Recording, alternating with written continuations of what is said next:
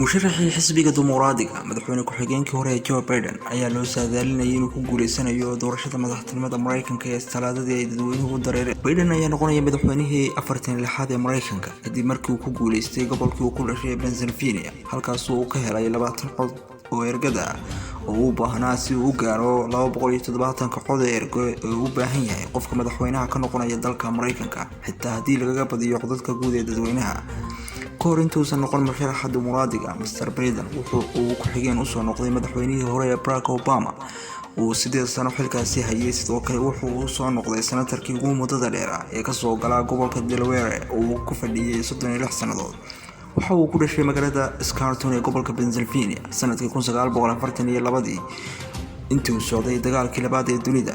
waxa uu noqonayaa madaxweynihii ugu daaweynaa taariikhda Mareykanka. 20ka bishan ayuu noqonayaa 78 jir. madaxweynihii ugu daaweynaa ee Mareykanka wuxuu ahaa Ronald Reagan oo 77 jir ka hor inta uusan xafiiska ka tagin sanadkii 1989 ahaa. isagoo ka jawaabaya markii guushiisa la saadaaliyay ayuu fariin uu Twitter-ka soo dhigay. waxa uu yiri, "Waxa sharaf ah in ay doorataan inaan hogaamiyo dalkeena sharafta badan." guusha Mr. Biden ayaa ka dhigaysa madaxweyne Trump madaxweynihii saddexaad ee 40 sanadada la soo dhaafay ku guuldareysta in dib loo doorto.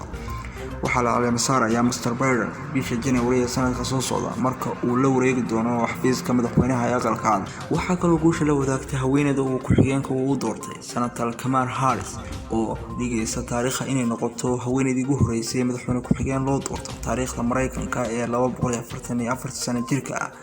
eedeymaha loo jeedinayo Mr. Biden ayaa ah 8 haween ayaa sanadkii la soo dhaafay Biden ku eedeeyay inuu kula kacay falaansha xuma sida uu laabta u geliyay una dhunkaday warbaahinta Mareykanka ayaa baahisay Biden oo haweeney salaamay isagoo aad ugu dhow. Biden oo eedeymahaasi ka jawaabay wuxuu ballan qaaday inuu noqonayo qof feejigan markuu dadka la kulmayo iyo taageerayaashiisa.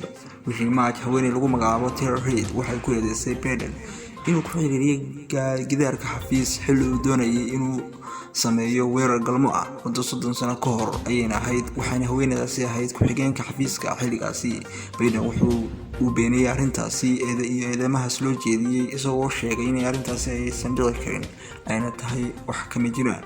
dhibaatooyinka ku dhaca qoyskiisa Mr. Biden waxaa ka mid ah arrinta murugada ah ee haysata Biden waxay tahay musiibo taabatay noloshiisa, taasoo ah geeri ku timi qaar ka mid ah qoyskiisa xilli la filayay in la dhaariyo kadib markii uu ku guuleystay doorashadii ugu horeysay ee kursiga senatarka. waxaa shil gaari ku dhintay xaaskiisa Nelia iyo gabadhiisa Naomi, halka 2 ka mid ah carruurtiisa uu dhaawac soo gaaray. sidoo kale waxaa kansar u dhintay wiilkiisa.